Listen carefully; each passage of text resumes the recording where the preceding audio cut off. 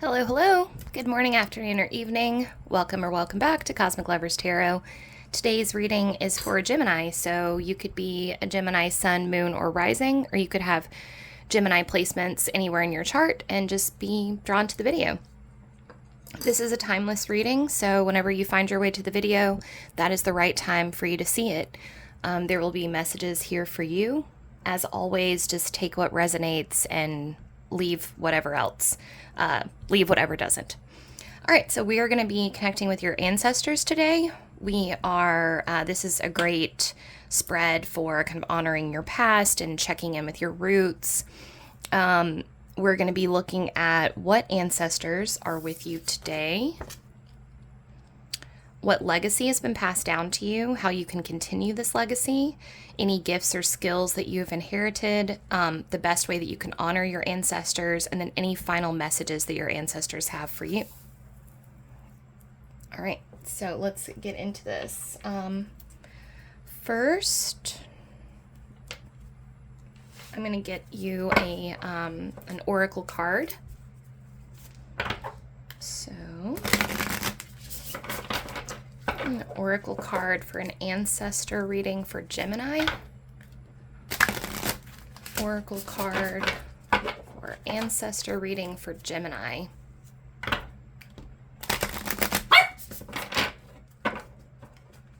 Okay, can I get an energy check for Gemini, please?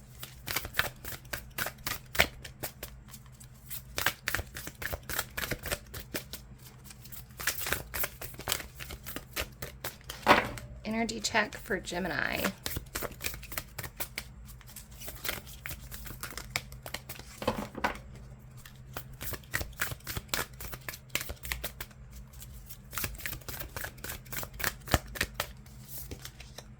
Oh, Lost Lands. Soul memories and gifts. You've done this before. So this card is all about retrieving memories from a past life, or possibly from an ancient civilization that was more advanced than the civilization that we live in now. So if you feel kind of like out of place in this time, or you just feel kind of like frustrated with society, I suppose, it may be that your soul has memories of a time that was more of like a utopian era, specifically Atlantis, or there's another one called Lumeria, I believe. I haven't researched those like to a great extent, but I do know that you can ask for these soul memories to be returned to you. So you can ask for, specifically, if you just like put your hand over your heart, you can say, may my forgotten wisdom and special gifts be returned to me, I believe. Here, let's actually see what it actually is. Okay, right. So this says place the card, but you can also just do it by placing your hands on your heart and whisper to yourself, I unlock any forgotten I unlock any forgotten wisdom and soul gifts from lifetimes past. So there's this sense of, also, if you've been experiencing deja vu recently, that may be what this is from. You may be working out a soul contract or a karmic cycle that you agreed to, right? And so in many incarnations, you've been working on the same task. And so that's why you may have this feeling of like, I've been here before, I've done this before, right? So that's where that has kind of come from. All right, and let's get into your ancestor reading. Let's get into your tarot. All right, we are doing a reading for Gemini, connecting with their ancestors. Gemini connecting with their ancestors. Okay, so first up, what ancestors are with Gemini now? What ancestors are with Gemini now?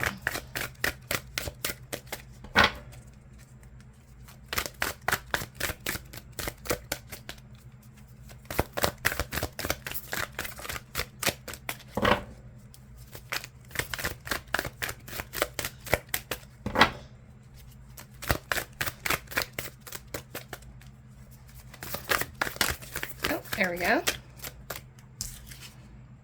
Oh, Queen of Swords. Okay, for some of you, this is legit royalty. But in any case, this ancestor that you've come, that is here with you, it's women. It's a matrilineal kind of line. Specifically, this was a woman who defied her gender role in a pretty big way. This woman may have gone to school at a time when it was, you know, maybe not forbidden, but definitely frowned upon for women to get an education. This is a woman that may have started her own business, even though even though she didn't really have the backing of her husband, or this is a woman that defied the way that society told her to be. And specifically, as with, you know, a lot of women from the past, she had to use her wits here. With this Queen of Swords energy is like, it can be, sometimes society forces you into assuming a role of trickery and subversiveness in order to make things right for you. You know, I'm thinking for some reason of like slaves who were not allowed, like not permitted to practice their religion or their spirituality. And so they wove their spirituality into Christianity. There's an aspect of that here, but I think the biggest part of this is your ancestor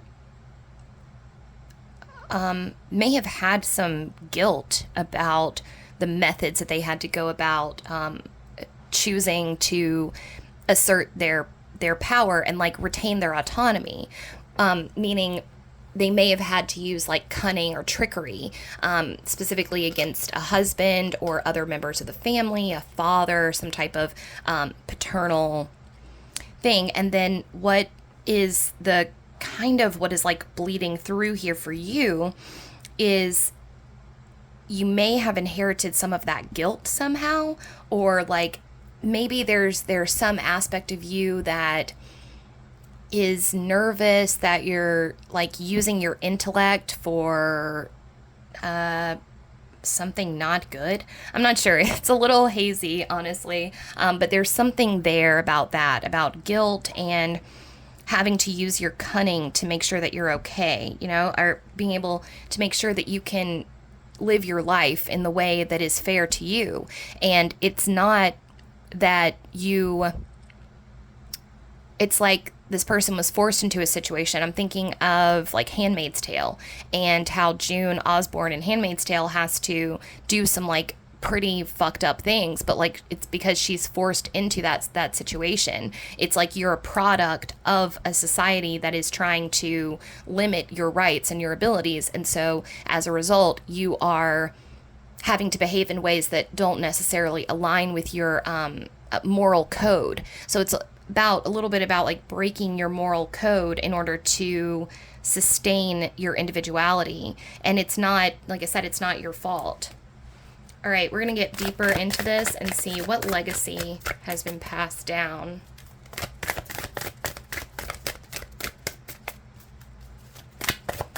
Definitely, I'm thinking like high birth, like high birth. I don't know what that means, but high status, like a higher class of woman.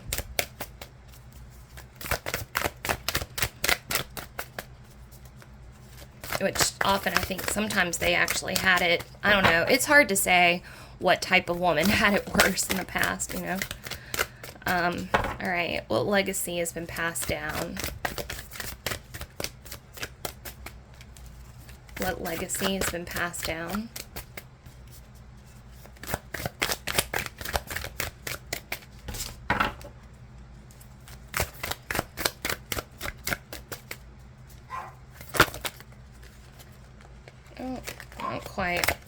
legacy has been passed down?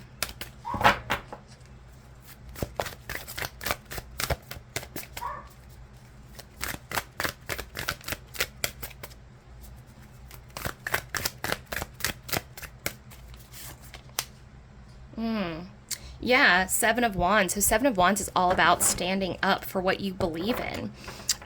Ooh, and check this. Okay, you see that? Let me zoom in so you can see the card. Okay, you see that that witch tattoo on her thigh there? So yeah, there's something here about being labeled a witch, or, and I don't mean like a practicing magician. I mean like you are outspoken, you have a bold perspective, a bold point of view. I'm seeing these like stars all around you as like you're like fireworks of ideas that you have. You may be a really great community organizer. You may be someone who, I'm seeing you as like a person who maybe exists outside of the binary with this like, I don't know, for some reason this black and white is making me think of like breaking out of the gender binary. So you may be somewhere on like on the gender spectrum, you know. You may not identify as male or female. You may be in that gray area. Either way, and this might be a new thing that you're just now kind of coming to terms with. And it's interesting, there's like a message coming through here for you to embrace that with joy. This has come through before in another reading.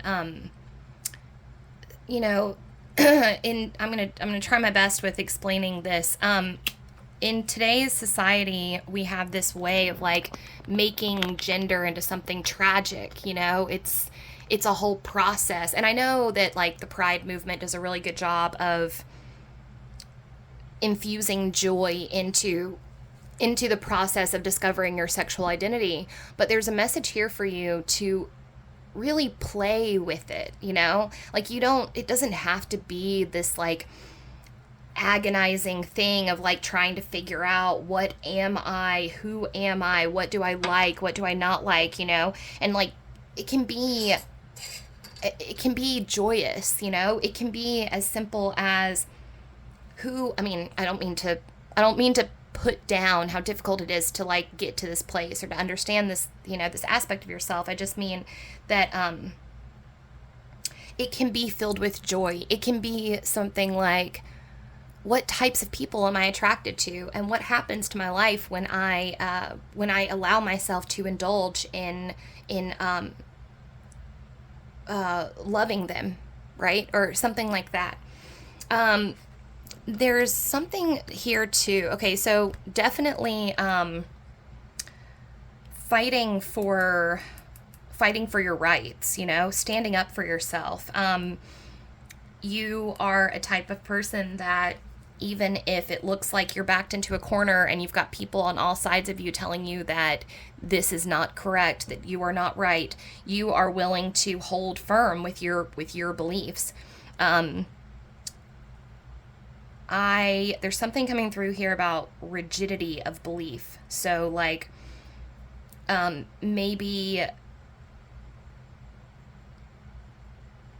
it's something about you're able to back something 100%, even if you don't necessarily agree with it. Like you are really good at fighting for all people and for all rights. So like, for instance, even if you don't support abortion for yourself, you're able to advocate for the legality of something, even if you don't necessarily agree with it for your life. You're able to understand that you can stand up to people who are trying to oppress anyone of any kind, right? And so with this Queen of Swords energy here, it's almost like you're being cautioned to not over intellectualize. Your mind is your weapon here for sure, but playing more, you know, bringing an element of play to your activism. I'm hearing sacred joy, like, or a joyous resistance. Yeah, joyous resistance. So like you can stand up to power and you can speak truth to power and you can stand your ground and you can be this beautiful, beautiful Seven of Wands energy where it's like you are defiant, but you can also be light with it, you know, like with these rainbow clouds here, like you can be playful with it. You can, I'm thinking of like Abby Hoffman and the way that he would, you know, I'm not, whatever, I don't know, I'm not advocating for anyone to do drugs, but like the way that he would take LSD at protests and throw flowers on police officers. Like there's ways that you can, you know, I know that what we're fighting for, what everyone is fighting for right now, activism, can really take a strain on you. You know, there's such a thing as activism burnout. And there's a cautionary tale for you here to not, to just be wary, you know, with the journey of the wands. The 7 is a good spot to be, you know, I mean, well, it can be kind of draining. Yes. But the 8 of Wands is that perfect alignment when you're so in flow that what you put out is coming right back to you, you know. But the 9 of Wands is when we get to burnout, and well, 10 of Wands is ultimate burnout. 10 of Wands is like you can't do anything because you've just got too much. So this is a little bit of a cautionary reminder to just watch your energy. And yeah, the best way to keep to ward off activist burnout is to infuse joy and play. Maybe create art, you know, resistance art, guerrilla art, something like that. Something where, you know, you're playing with paint and as opposed to, you know, or I don't know, like mass stickering. There's a way to make your activism a little bit more fun. And yeah, so how you can continue this legacy, Fool in reverse. Definitely getting callbacks to this lost lands here.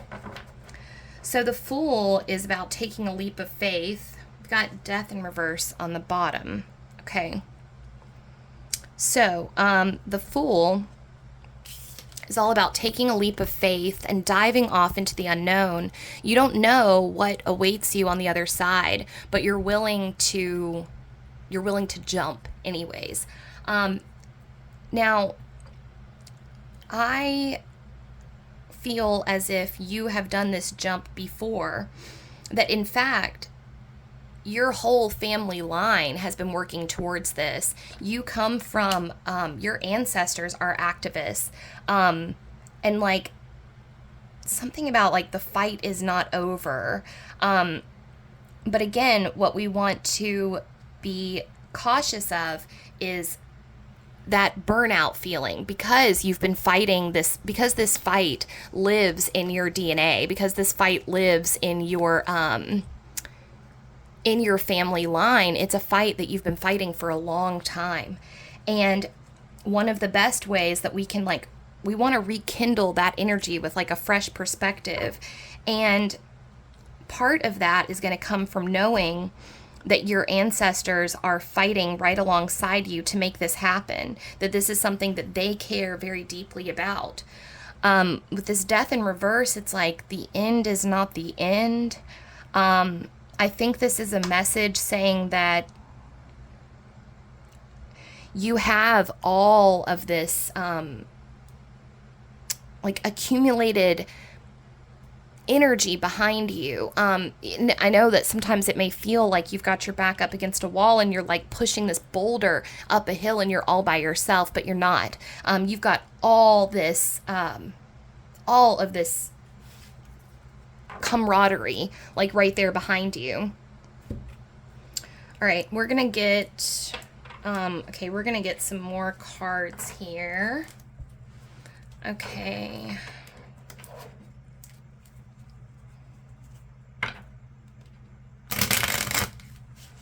Yeah, there may be a little bit of staleness or stagnancy in your activism right now. And again, I really have to harken back to this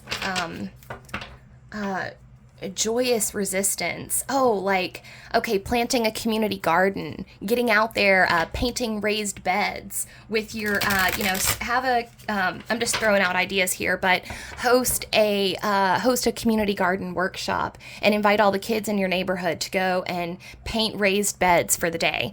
And then have a day where you plant a bunch of food, or have a big community art day where everybody where you choose like an area of town that's like a little, kind of dilapidated, and y'all spruce it up by, doing a community mural, or or like hosting like a guerrilla theater thing where you kind of poke fun at power, but also while like laughing and enjoying times. So there's a way to bring back to infuse some joy into your protests. Comedy, maybe. Comedians are really good at speaking truth to power while also being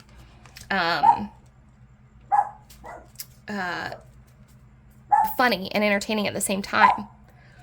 All right, so we've got the King of Wands here. What gifts, skills have you inherited? This is a huge, wow.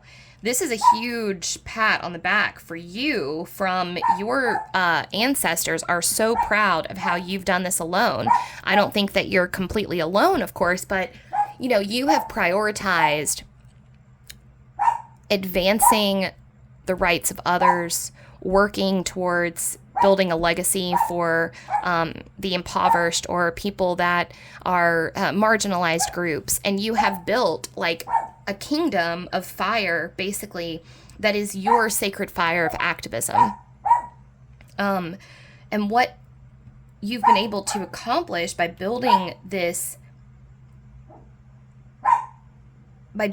kingdom is that you are like, basically your ancestors are wowed by your independent spirit. The fact that you, like, I think that codependency might have like run in your family a little bit. I'm not sure. But in any case, you are not codependent. Your independence shines through in a way that just like really impresses your ancestors. Also your dominance, dominance in life and in relationships. That may be an area that you might want to explore in terms of finding a partner. I get the sense that you are possibly exploring your sexuality and your gender expression right now. And if that is the case, then also that's awesome. Your ancestors are really proud of you for being able to do that, because that takes real bravery and courage to actually, peel back the layers of yourself and go, wait, well, who am I attracted to, and why? So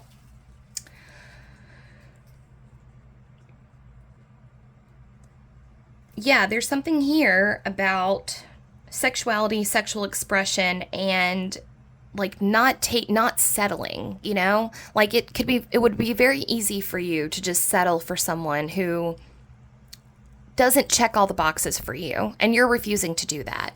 And your ancestors are really proud of you for that.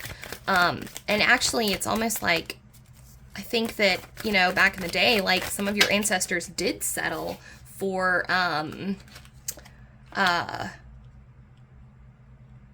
people who maybe had short tempers or didn't treat them well, or, just, and this actually ties in perfectly to how you can best honor them. Keep that up. Gemini, if you are single, which I get the sense that you are, don't settle. Don't settle for anyone except for this King of Cups. This King of Cups, and whether you're male, female, it doesn't matter. The King of Cups would be like an amazing match for the King of Wands. Now, this ancestor that's like kind of presiding over the reading sees this ideal person for you, this ideal partner, as someone who is kind and compassionate and understanding, but also someone whose watery spirit and watery nature can help temper a little bit of your fire. So I'm seeing like, and hey, if you're in a relationship right now, if this describes your person, then stick with them. But what was I trying to say? Okay, so like you come home from a long day, you've been fighting the good fight, and you're all wound up, and your partner is like the one to be like, hey, great work, babe. I made you a delicious salad, and we're gonna have smoothies, and or makes you a smoothie like first thing in the morning, and has like a salad ready for you when you get home, and has like a calming like playlist or whatever, and like has like a delicious soothing dessert planned for you, and a massage, and it's just like, okay, like your partner knows how to take down your energy, but also keep your energy in this beautiful loving container where it's like, yes, it's so great that you went out and did that. Like your partner will never make you feel like your brashness or your voice is too shrill or too loud or obnoxious ever. And if you are, if you're with someone who you have to, okay, here's a big thing. If you are fighting out in the streets, and what I mean by that is, I mean your activism work. You're doing your activism out in the streets. You need to be able to come home to a place where you don't have to fight.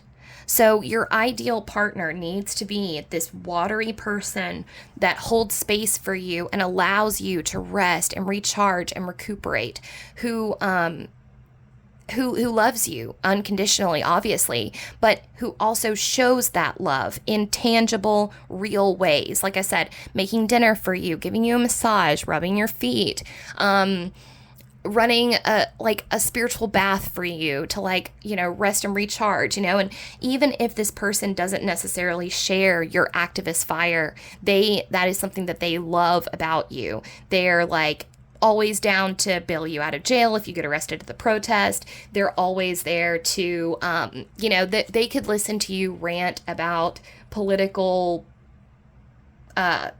injustice for hours, and it's like, and they're fine with it, but they also know how to help you kind of come back to earth and envelop you in this sweet, loving container where your energy can be safe and protected. They're also very protective over you, but I actually see you as being more protective over them. You get really fired up if they are if someone's saying anything bad about your person.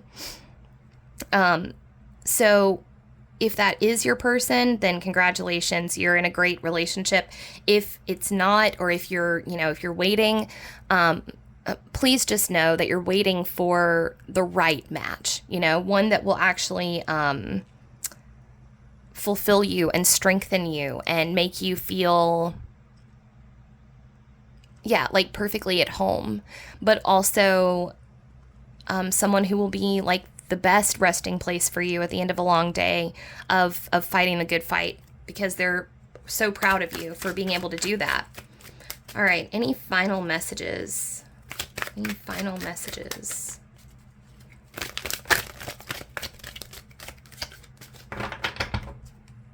Any final messages?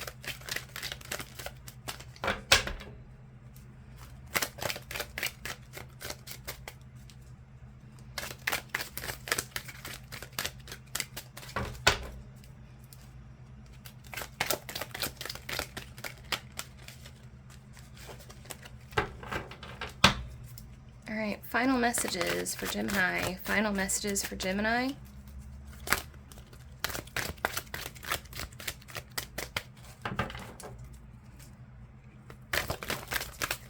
Oh, okay, yeah. Lots of queen. Lots of, we got another queen, so lots of court cards. Okay, so this is about...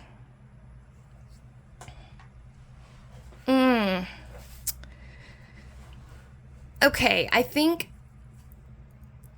I know what's going on here. This is about reparentification, remothering. Some of you, unfortunately, it was like, okay, your ancestors want to give you a big hug because you didn't have a mother figure there in your life that was really, like, for how fiery you are and for how fiercely you love, like, you are a person who, this is why I said your ideal partner has got to show you that they love you, not just tell you, because you're a shower. You're like one of those people that's like, you don't understand why people can't get out and make change. Like, you can't stand people who just like change their profile picture on Facebook and call it activism. Like, you're a person that really needs to go out there and make things happen. And you may have been feeling a bit, basically, this is about attachment, and there's a couple of different messages coming through here. For one, there's a message about your mind being kind of your worst enemy, and this is hearkening back to this Queen of Swords energy here. When you are very smart, which you are, Gemini, when you're very smart and you're intellectually minded, you can accidentally get yourself caught in these logical traps, basically, where you're trying to like over intellectualize your emotions. And there's something about like being grounded and like being stable that feels off kilter for you. So if you were raised in kind of like chaos, like I don't think you had a mother that really showed you like how much she loved you, or anyways, your safety was like I don't want to say not guaranteed, but there was definitely like just some feelings of insecurity in your life growing up, in your early childhood.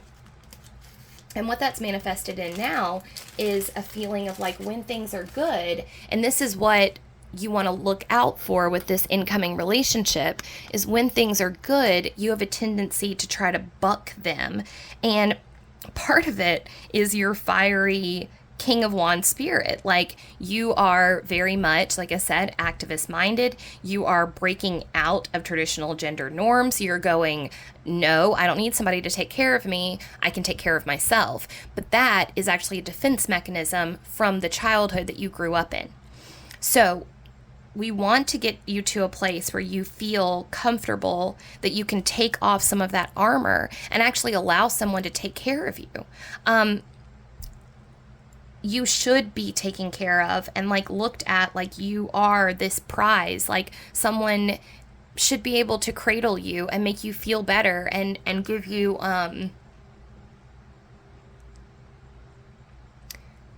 you like acknowledgments, and also condolences, and also affirmations. You should be able to be with somebody with whom you can completely relax, and they can make you feel like you're safe, right? Because you deserve to feel safe. And part of that is going to be a twofold process of, first, not settling. You deserve to be with someone who shows you that they love you and who protects you and is able to read your energy. And they're not going to be able to figure it out right out the gate, but someone who's trying, who's showing up every day to make you feel safe and supported and heard and loved. And so, but you need to take down your armor just a little bit and allow somebody the chance to be there for you and to hold you and to cradle you. And like I said, it's going to be a twofold process, because what we're going to do, or what you're going to do, is, again, set these standards for your partner. If they don't meet these standards, then no, it's a no for me, dog. And then if they're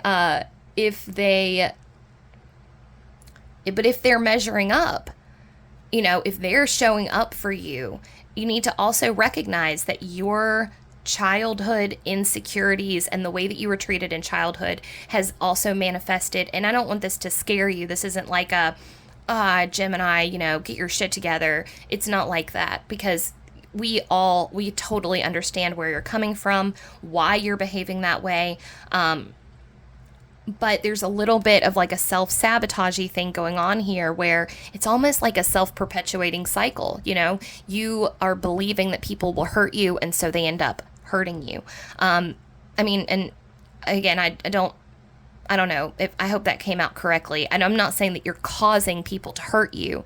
I mean, you may be acting out some unconscious patterns where you're like, but I don't want to get into all that. I'm just saying you came from a rough start in life, and I want you to be aware of that so that then we can start to kind of take down a little bit of that armor and let somebody take care of you, but not unless he's a legit King of Cups. This person has to come to you with, they need to match your energy of love. The way that you'll know them is you'll feel safe with them, and your fiery energy will start to calm. Okay, when you're with them, you'll feel cradled, you'll feel safe, you'll feel secure.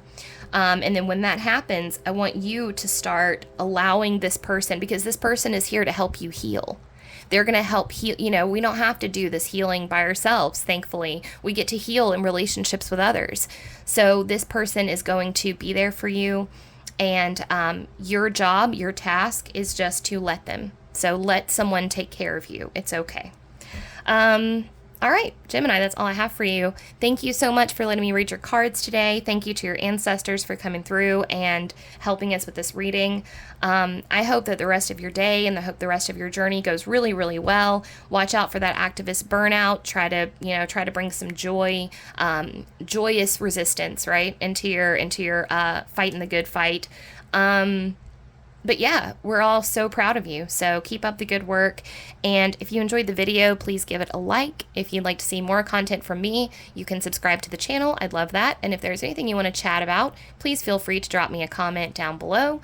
I would love to talk to you. All right, that's it. Thank you. Bye.